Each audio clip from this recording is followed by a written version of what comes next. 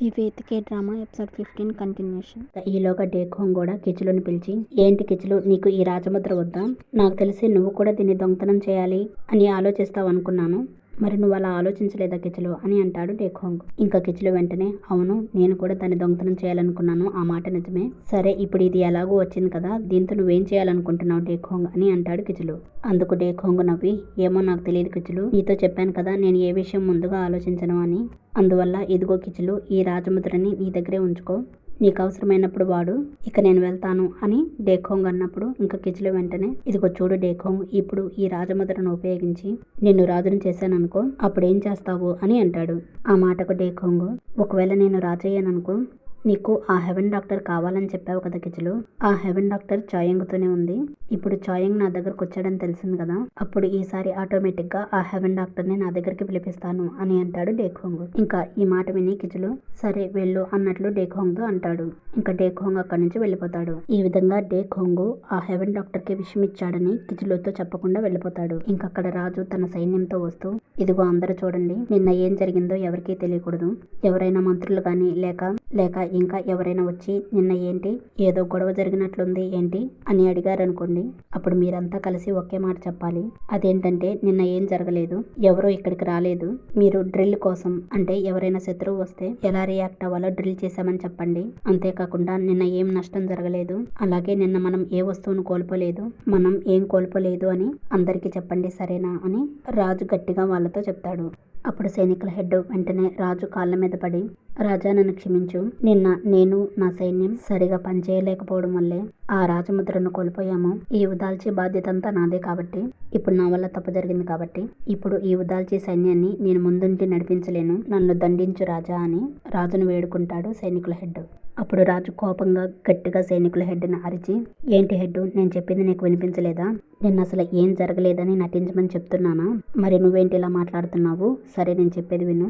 ఇప్పుడు ప్రజలకు కానీ లేదా ఇంకా ఎవరికైనా కానీ ఈ ప్యాలెస్లోని రాజముద్ర పోయిందని, పైగా దాన్ని ఎవరు తీసుకెళ్లారు అనేది ఎవరికైనా తెలిసిందంటే అప్పుడు నిన్ను దండిస్తాను, సరేనా హెడ్ అని సైనికుల హెడ్కి వార్నింగ్ ఇచ్చి రాజు కోపంగా అక్కడి నుంచి వెళ్ళిపోతాడు. ఇంకా ఆ సైనికులందరూ సరే రాజా అని చెప్పి చాలా బాధపడుతూ ఉంటారు. ఇంకా అక్కడ కిచులు తన బ్రదర్ అలాగే తన డాక్టర్తో పాటు కూర్చొని ఇలా మాట్లాడతాడు. ఆ చాయంగ్ ఆ డేఖోంగ్ దగ్గరికి ఏం కారణం లేకుండా ఎందుకు వచ్చుంటాడు అని నవ్వుకుంటూ, ఆ చాయంగ్ గురించి నాకు బాగా తెలుసు, కానీ తనే స్వయంగా డేఖోంగ్ దగ్గరకు వచ్చి ఆ రాజముద్రను తెచ్చి అతనికి ఎందుకు ఇచ్చుంటాడు, నాకు తెలిసి ఆ డేఖోంగే ఏదో భయంకరమైన ఆట ఆడుతున్నాడు, అంతేకాకుండా ఆ డేఖోంగ్ నాతో కూడా ఆట ఆడుతున్నాడు ఇప్పుడు అని ఆలోచిస్తూ ఉంటాడు కిచులు. అప్పుడు తన డాక్టర్, ఇదిగో చూడు కిచులు, ఆ హెవెన్ డాక్టర్ కోసం వెతుకుతున్న మన సైనికుల్ని ఏం చేయమంటావో చెప్పు, ఎందుకంటే ఆ హెవెన్ డాక్టర్ని వెతకడం కోసం మనకున్న సైన్యంలో సగం మందికి పైగా మన దగ్గర లేకుండా చాలా దూరంగా వెళ్ళి వెతుకుతూ ఉన్నారు, వాళ్ళని ఏం చేయమంటావు చెప్పు కిచులు అని ఆ డాక్టర్ అనగానే వెంటనే కిచులు బ్రదర్ కూడా, అవునన్నయ్య, ఇక్కడ ఏదో జరగబోతున్నట్లుంది, మనం వెంటనే మన సైనికుల్ని వెనక్కి పిలిపిద్దామని అంటాడు.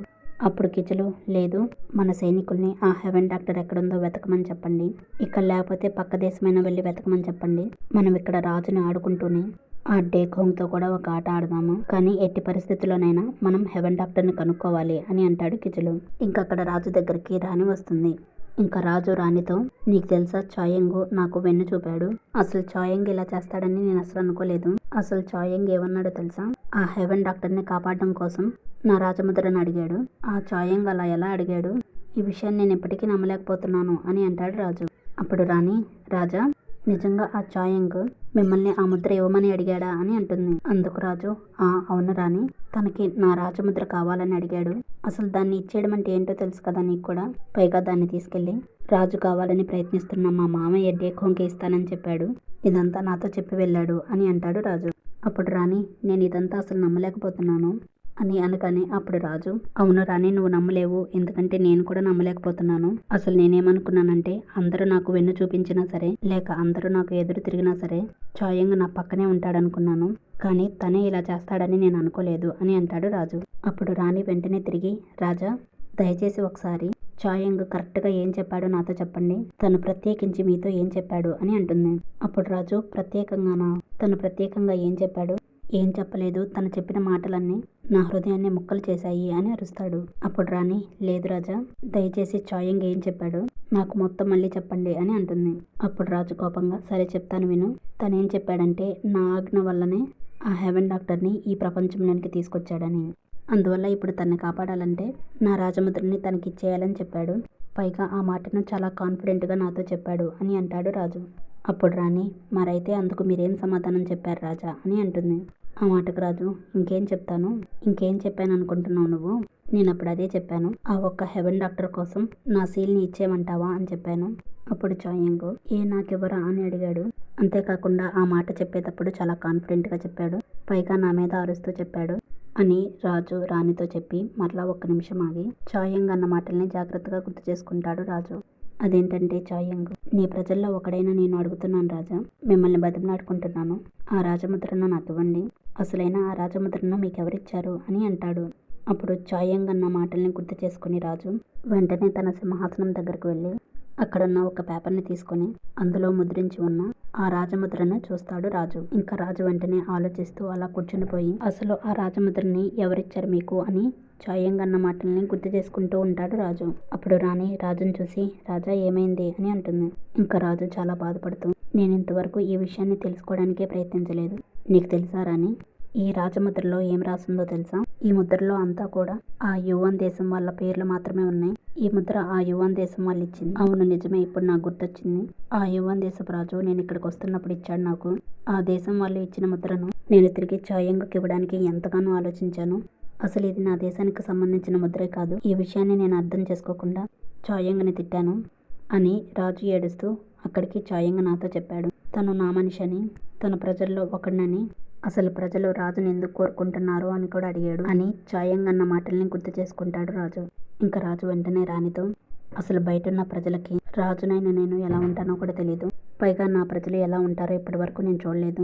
నాకు తెలిసిన నా మనిషి ఒకే ఒక్క మనిషి చాయంగ్. తన్ను కూడా నేను ఇప్పుడు అరిశాను. నేనే రాజునని ఇంకా ప్రజలకు తెలియదు. ఆ దేశపు ముద్రతో నాకేం పని? ఇలా ఆలోచించకుండా చాయంగ్ని తిట్టాను అని రాజు ఏడుస్తూ ఉంటాడు. అప్పుడు రాణి రాజును ఓదార్చడానికి వెళ్తుంది. ఈ విధంగా రాజు చాయంగ్ని తిట్టినందుకు ఏడుస్తూ ఉంటాడు. రాణి రాజును ఓదారుస్తుంది. ఈ విధంగా ఆ రాజముద్ర విషయంలో చాయంగ్ తప్పేమీ లేదని తెలుసుకుంటాడు రాజు. నెక్స్ట్ అక్కడ చాయంగ్ అలాగే యెన్సు ఉన్న చోటికి ఆ కిచిలు సైనికులు వస్తారు. వాళ్ళని చూసి డేమనా దక్కుంటాడు. ఇంకా ఆ కిచిలు మనుషులు అక్కడున్న ఇల్లంతా అంటే ప్రతి రూము వెతుకుతూ ఉంటారు.